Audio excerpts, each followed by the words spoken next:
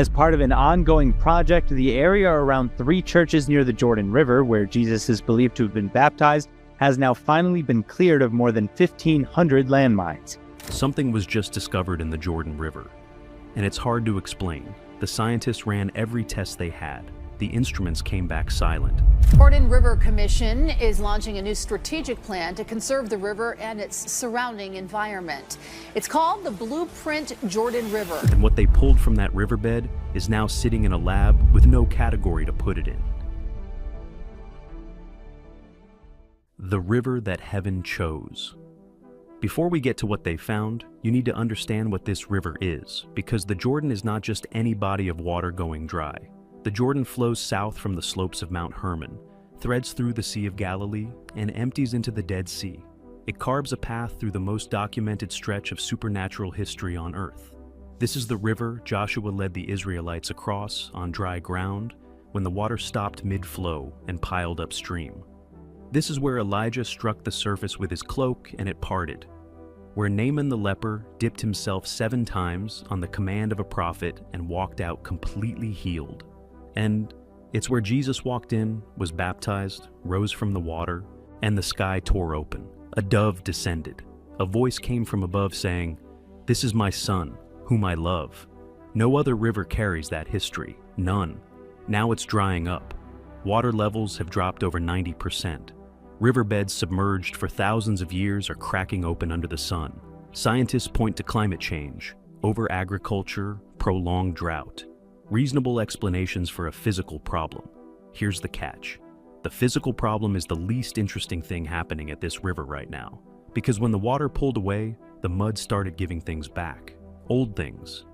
Things that were never supposed to surface. And the first one stopped archaeologists in their tracks. The village that predates everything.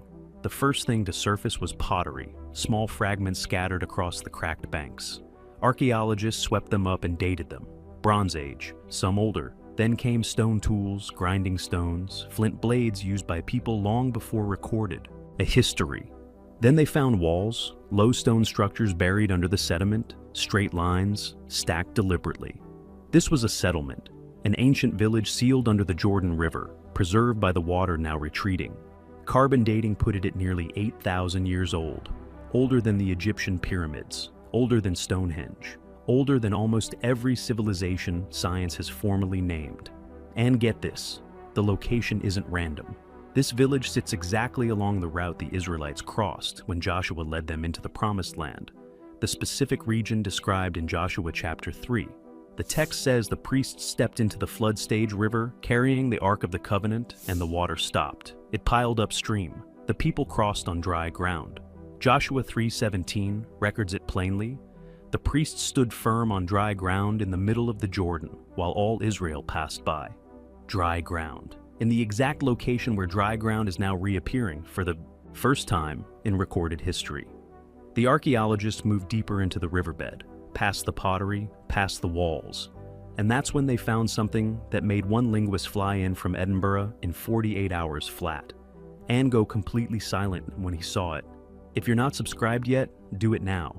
This is the part where it stops making sense, and we're only getting started. The seal. It was smaller than a human hand, a smooth stone object wedged between 2 rocks near the water's edge. The diver who pulled it up thought it was broken pottery. It wasn't. When they cleaned it at the surface, they realized what it was. A carved seal, dense, almost metallic in weight, clearly ancient. On its surface, symbols. Hundreds of precisely etched markings forming what looked unmistakably like written language. Not Hebrew, not Aramaic, not Greek, Latin, Sumerian, Akkadian, Phoenician. Not any of the 1,000 scripts cataloged across the breadth of human civilization. Pay attention to this. Linguists flew in from universities across 3 continents. One of them, a script analyst from the University of Edinburgh, who had spent 20 years cataloging pre-Semitic writing systems, sat at the examination table for 3 hours, cross-referencing, checking, going back through the archive on his laptop. Then he looked up at the room and said quietly, "There is no match." He didn't say it like a scientist closing a file.